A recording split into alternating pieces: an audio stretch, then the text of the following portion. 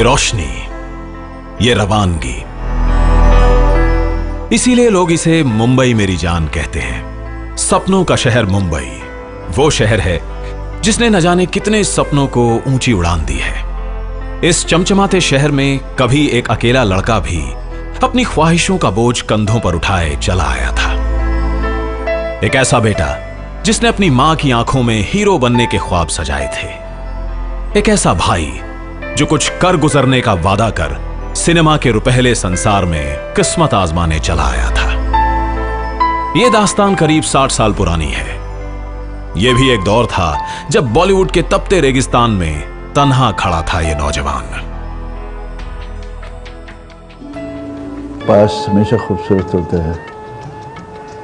Future के लिए हम भागते हैं, लेकिन यादें माजी में जुटी रहती हैं। उसके लिए मैंने आजकल लिखता हूँ, शायद इसको रिकॉर्ड करूँगा, कि गांव में अपने कच्चे कोठे की छत पर रातों को सितारों में टिकटिकी बांधे मैं अपने इस हसीन मुस्तकबिल को तलाश किया करता था।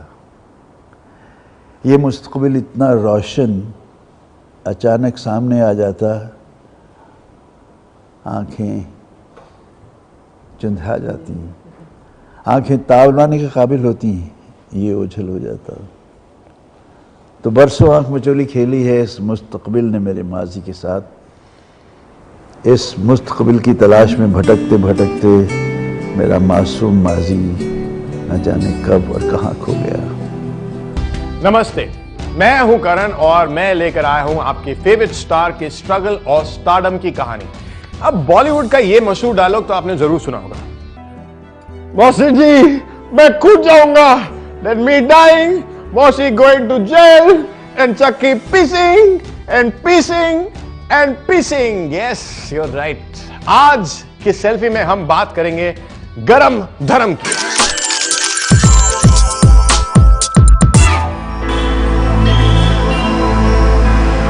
मुंबई से करीब 1500 किलोमीटर दूर यह लुधियाना का सोहनेवाल गांव है। बॉलीवुड के पहले माचो मैन अभिनेता धर्मेंद्र का पूरा बचपन इसी गांव में गुजरा है। हालांकि उनका जन्म 8 दिसंबर 1935 को नसराली गांव में हुआ था, लेकिन उनके पिता का तबादला जब सोहनेवाल हुआ तो फिर धर्मेंद्र का परिवार इसी गांव का होकर रह गया। सतवंत कौर और पिता केवल किशन देओल की दूसरी संतान धर्मेंद्र का 5 भाई बहनों का भरा पूरा परिवार था।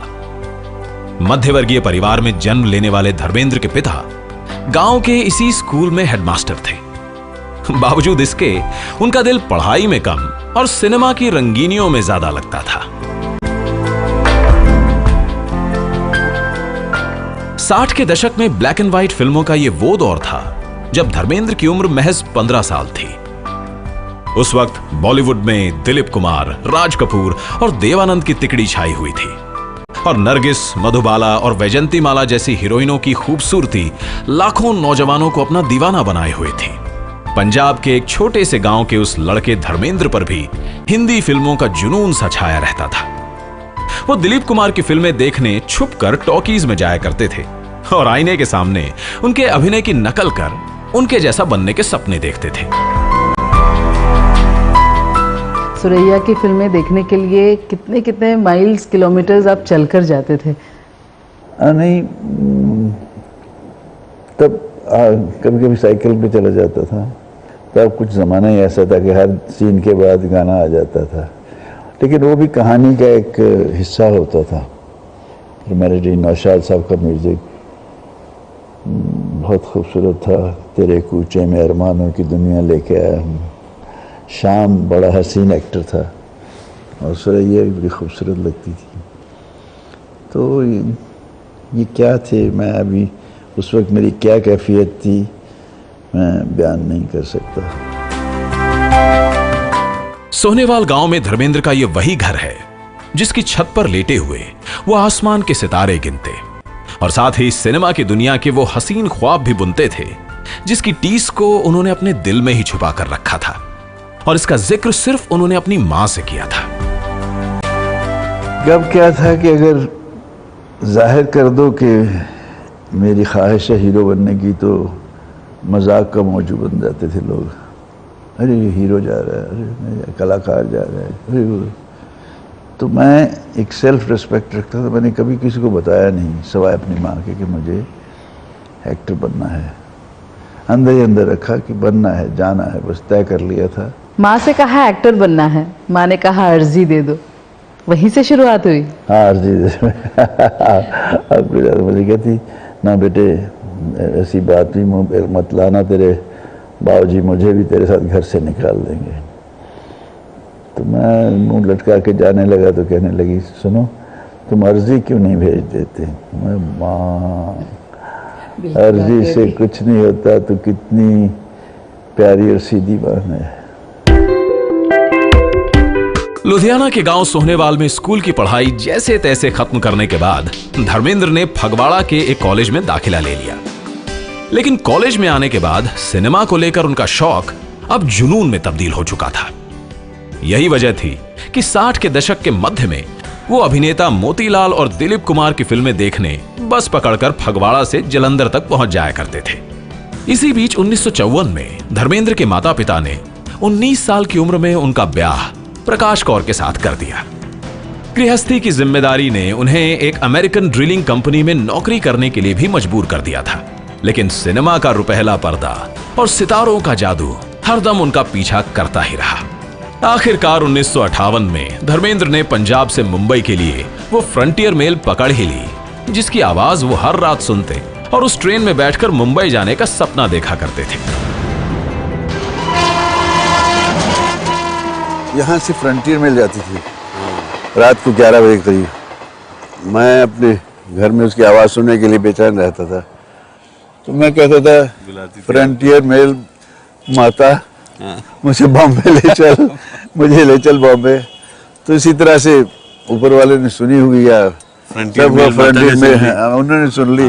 तो फ्रंटियर मेल ही अपनी गोद में बिठा के ले गई मुझे बॉम्बे। तो इस तरह से फिल्मी सफर शुरू हुआ। कहां पंजाब का एक छोटा सा सानेवाल गांव और कहां मुंबई की रंगीन दुनिया। लेकिन धर्मेंद्र के सतरंगी सपनों ने उन्हें कभी चैन से सोने ही नहीं दिया, और वो सपना उन्होंने सिर्फ अपनी मां के साथ शेयर किया था। मुंबई के इस रेलवे स्टेशन पर हर रोज कई लोग फिल्मों में काम करने की ख्वाहिश लिए ट्रेन से उतरते हैं, लेकिन किस्मत कम ही लोगों पर मेहरबान होती है और उनमें धर्मेंद्र का नाम भी शामिल है। मुंबई के बांद्रा इलाके में मौजूद ये वही महबूब स्टूडियो है जहां साल 1958 में फिल्म मैगजीन फिल्म फेयर ने एक टैलेंट हंट कॉन्टेस्ट का आयोजन किया था। 23 साल के धर्मेंद्र भी इस कॉन्टेस्ट में हिस्सा लेने अपने गांव सोहनेवाल से मुंबई पहुंचे थे। खास बात यह है कि इस कॉन्टेस्ट में बिमल रॉय और गुरुदत्त जैसे दिग्गज फिल्मकारों ने प्रतियोगियों का चुनाव किया था। ही-मैन जैसी काया और मासूम सूरत वाले धर्मेंद्र ये फिल्म फेयर कॉन्टेस्ट जीतने में तो कामयाब रहे थे। धर्मेंद्र के साथ फिल्में बना चुके निर्देशक जेपी दत्ता बताते हैं कि 1958 में उनके पिता ओपी दत्ता की फिल्म आंगन की शूटिंग देखने पहली बार धर्मेंद्र सेट पर पहुंचे थे। तो वो शूटिंग के डायरेक्टर मेरे पिताजी थे, श्री ओपी दत्ता। तो पहली बार उन्होंने डायरेक्टर और शूटिंग मेरी फादर की फिल्म की देखी, और मेरी पहली फिल्म में मेरे जो स्टार थे,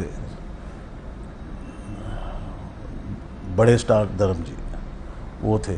तो ये एक अजीब सा कनेक्शन है कि पहली बार उनका आना बम्बई और डैडी की शूटिंग देखना और मेरी पहली फिल्म में धर्म जी का होना, ये कुछ कुदरत ने ही हमें कुछ मिलाया है। धर्मेंद्र ने साल 1958 में बॉलीवुड के दरवाजे पर पहली दस्तक दी थी और film fair new talent award जीतने के बाद उनके लिए बॉलीवुड के दरवाजे भी खुल गए थे। धर्मेंद्र को फिल्मों में पहला ब्रेक उस वक्त मिला जब मशहूर फिल्म निर्देशक बिमल रॉय ने अपनी फिल्म बंदिनी के लिए उन्हें साइन किया। हाँ, सबसे पहले तो बिमल रॉय और गुरुदत्त इन्होंने ही मेरा स्क्रीन टेस्ट लिया था। तो स्क्रीन टेस्ट लेने के बाद स्क्रीन टेस्ट देखा गया मेरा बिमलदा ने। वो चेस्टरफील्ड भी थे ऐसे बड़े फरिश्ता सूरत इंसान, गोरे, और खामोश तबा थे बहुत। फिर जब उन्होंने कहा कि तुम बंदनी कर रहे हो धर्म, फिर खुशी से ना खाया गया। तो उन्होंने मुझे मैं पहले भी बता चुका हूँ ये बातें कई बार, मुझे एक चेक दिया, कितने का था मुझे याद नहीं,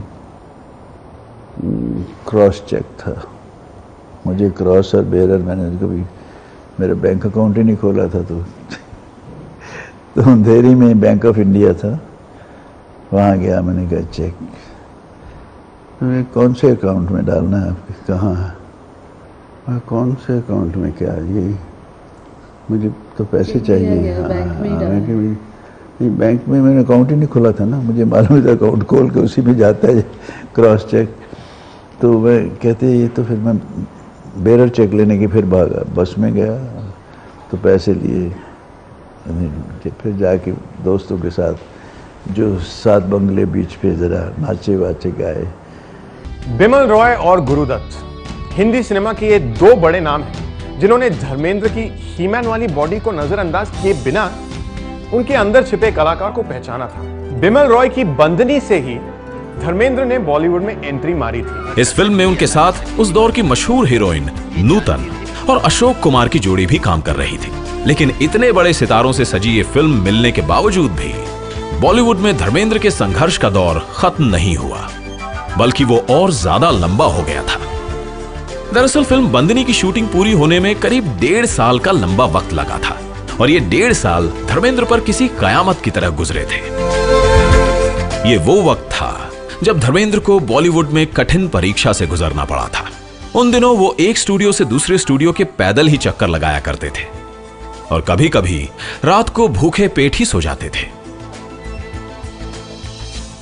जैसे फिल्म फेयर में मेरी तस्वीरें छप गई तो एक इंडस्ट्री में एक नया, उन दिनों में लड़का ही कहा होता था कि नया लड़का आ गया है यार। वो even I was tried for love in Shimla,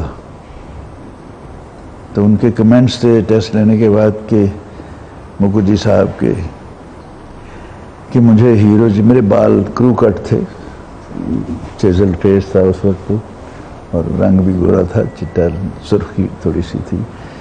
तो कहने लगे कि मुझे एक्टर चाहिए, हॉकी प्लेयर नहीं।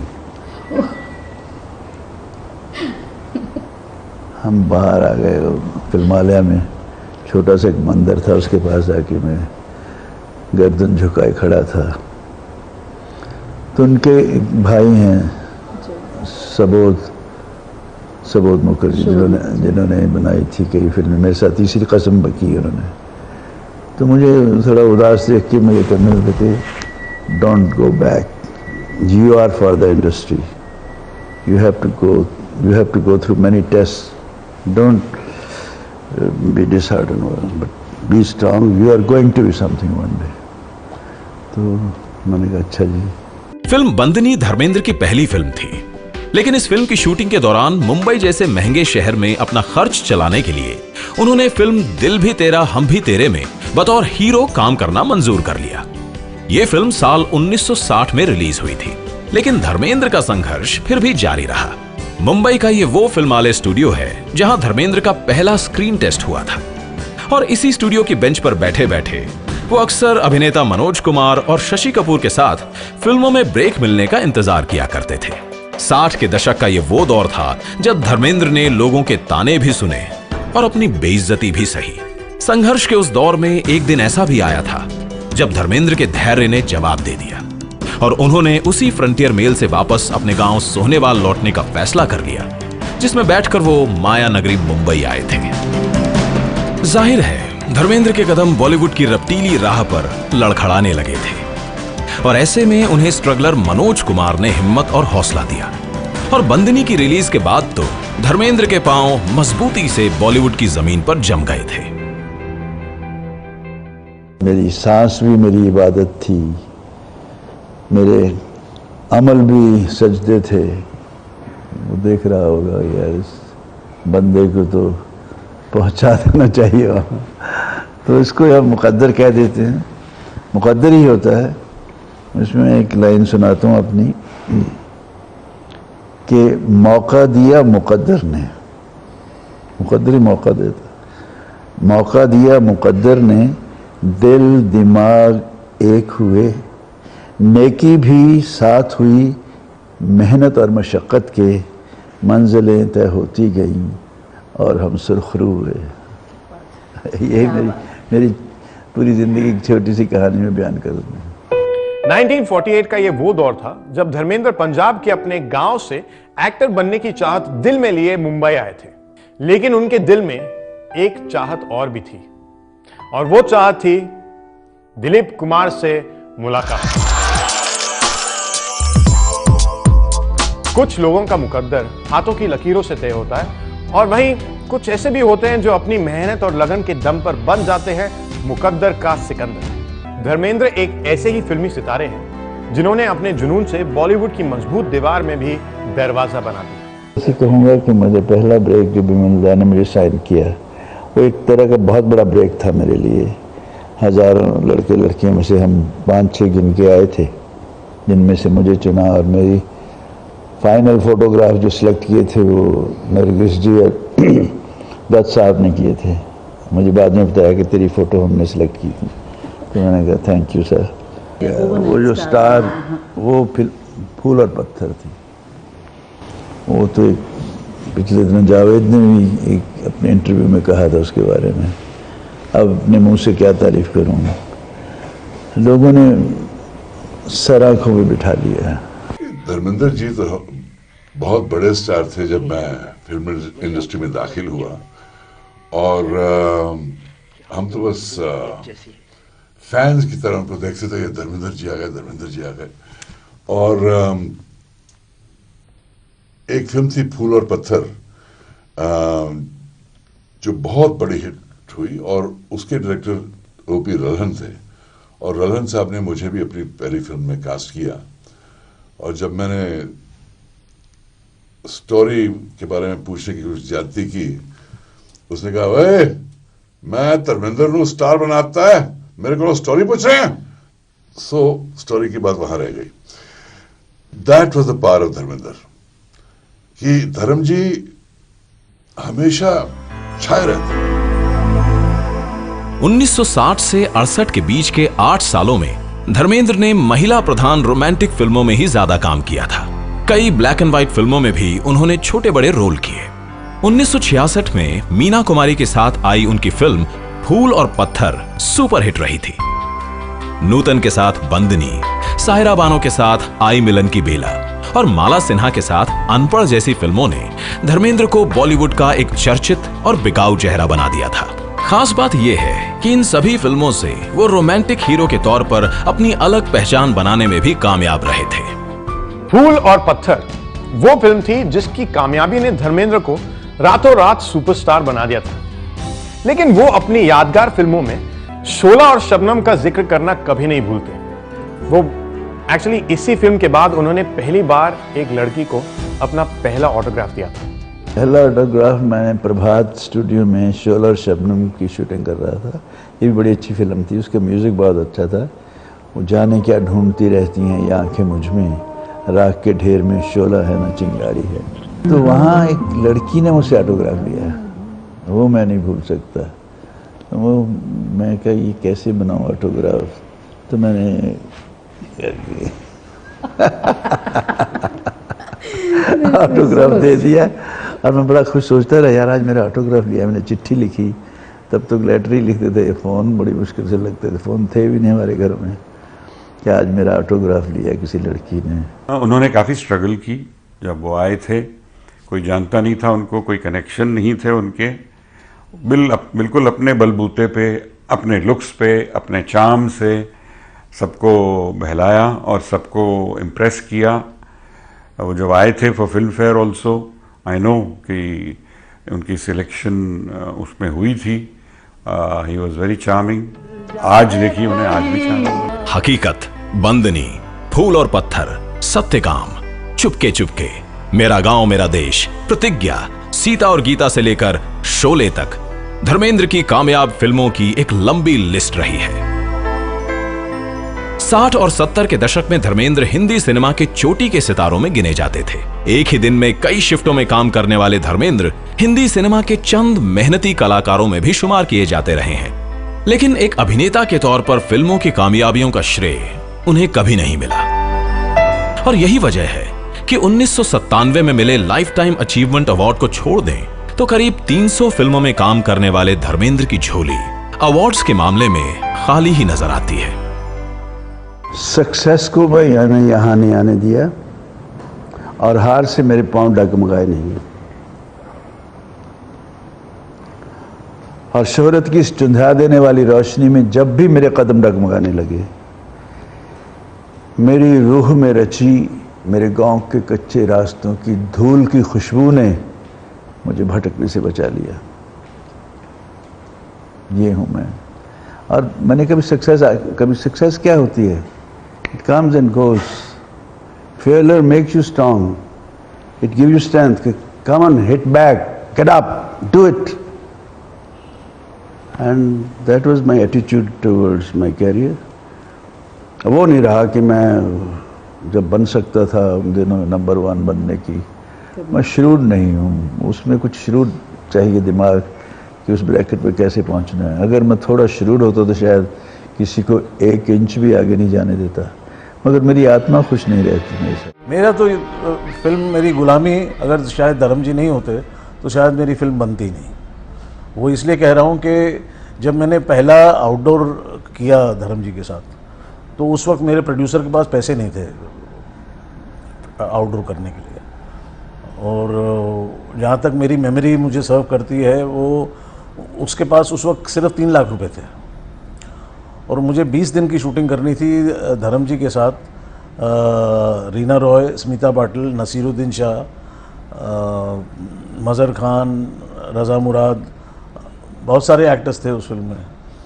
तो मिथुन चक्रवर्ती थे और अनीता राज थी। तो बड़ा मुश्किल था। मैं धर्म जी के पास चला गया और मुझे पता था कि धर्म जी बहुत एक बड़े दिल वाले इंसान हैं, है भी, और शेर जैसा दिल है उनका। और उन्होंने मेरी बात सुनी। मैंने कहा धर्म जी, ये 20 दिन की शूटिंग करनी है और पैसे आपको नहीं मिलेंगे पूरे आउटडोर में, तो आपको ये 20 दिन फ्री में काम करना पड़ेगा। अगर आप हाँ बोलोगे तो शायद ये फिल्म बन जाएगी और मेरा करियर जो है ये शुरू हो जाएगा।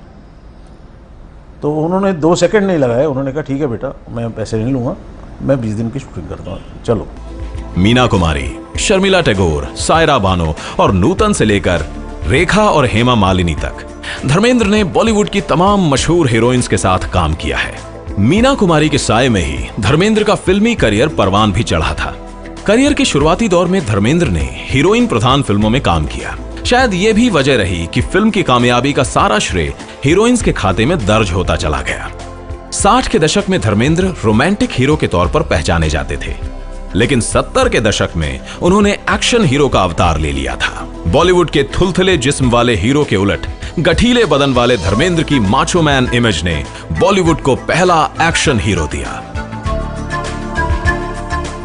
The first he-man of our film industry, जिन्होंने आजकल मैंने तो नहीं उतारी शर्ट अब तक मगर पहला he was the first superstar actor to really remove his shirt in Puro Pattar, और लोग पागल हो गए थे। And I remember as a kid when I went to watch in the theater, there was this, people just started clapping and whistling, and when we saw, तो हम सब fans हैं उनके, और today is 80 years old। प्रतिज्ञा, धर्मवीर और film गजब से होते हुए 1975 में जब फिल्म शोले पर्दे पर आई, तो इस फिल्म ने धर्मेंद्र के करियर को एक ऊंचे मुकाम तक पहुंचा दिया था। हालांकि इस फिल्म में धर्मेंद्र पहले गब्बर सिंह या ठाकुर का किरदार निभाना चाहते थे, लेकिन वीरू का उनका रोल बॉलीवुड के इतिहास में सुनहरे लफ्जों में दर्ज हुआ है। एक वो शॉट दे रहे थे अपने कुछ बुलेट्स निकालने का, बहुत बढ़िया था वो। और जो एक्शन वाले हैं जिम, उनको ऐसा रियल बुलेट्स का शॉट चाहिए था।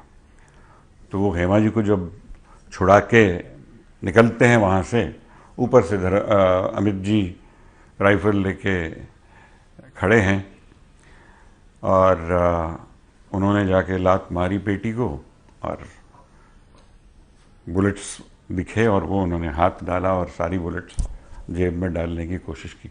तो ये क्योंकि थोड़ी सी उन्होंने टिका दी थी तो वो ज़रा कभी बक्सा न खुले, कभी हाथ से गोलियां गिर जाएं, तो बहुत गुस्सा आया उनको कि ये मुझसे क्यों नहीं हो रहा। और वो बहुत अपने काम में बहुत वो पक्के हैं कि मेरा काम बहुत सही होना चाहिए। तो इस चक्कर में जब ये हुआ तो उन्होंने गुस्से में रियल बुलेट उस बंदूक में डाल दी और हवा में फायर कर दी और ऊपर अमित जी थे। अमित जी पत्थर पे थे और बिल्कुल कान के पास गोली गुजरी उनकी।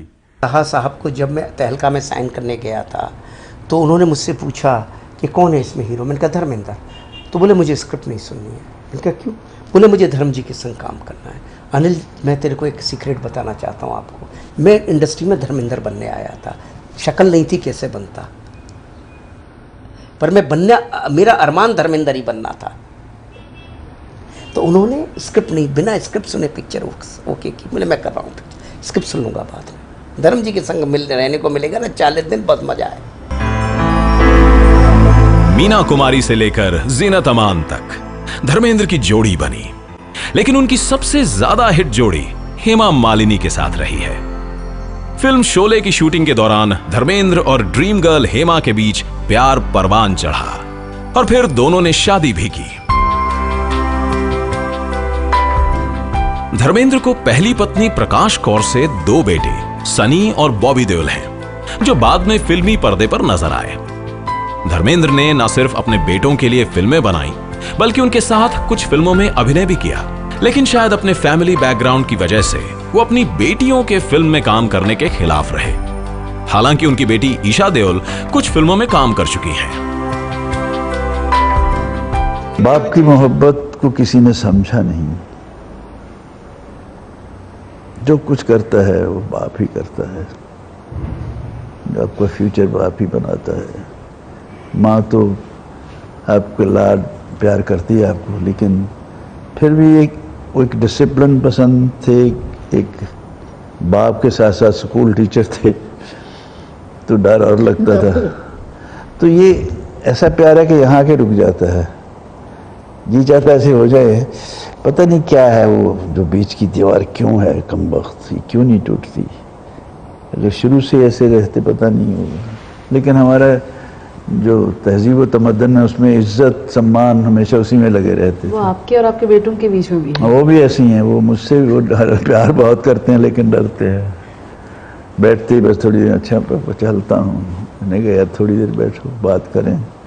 फिर मैं सोचता हूँ मैं कब बैठता था अपने बाप के पास, ये कहकर अपने आप को तसल्ली दे लेता हूँ। फादर और बेटे का मतलब ये है कि बाप हर रिश्ते का अपने एक मतलब होता है। वो मतलब हम निकाल देंगे तो फिर वो उसका रिलेशन का मतलब रिलेशन ही नहीं रहा ना। इसलिए ये जो चीज़ें वैसी रहें बेहतर रहता है। बिकॉज मैं नहीं चाहूँगा कि मैं हमेशा अपने पापा से जिस तरह से प्यार करता हूँ, जिस तरह से उनकी रिस्पेक्ट करता हूँ, तो मैं इतना खुलना नहीं चाहूँगा जहाँ पर मुझे मैं ऐसी कुछ ऐसी मुझे बात ही नहीं हो, मैं कर ही नहीं पाऊँगा। And that's the beauty of it. Bollywood में धर्मेंद्र की लंबी पारी जारी है। ये पारी कितनी लंबी है इस बात का एहसास इसी से हो जाता है कि कुछ फिल्मों में उनके हीरोइनों के साथ बाद में उनके बड़े बेटे सनी देओल ने भी काम किया, जिनमें श्रीदेवी, डिंपल कपाड़िया, पूनम ढिल्लों, किमी काटकर और अमृता सिंह जैसी हीरोइन शामिल रही हैं। भले ही वक्त बदल गया है और सिनेमा का अंदाज भी, लेकिन आज भी नहीं बदला है तो बॉलीवुड के गरम धर्म का ये अंदाज। मेरे जैसा डांस कोई माइकल लाल नहीं कर सकते हैं, मैं खुद नहीं कर सकता दोबारा उसको।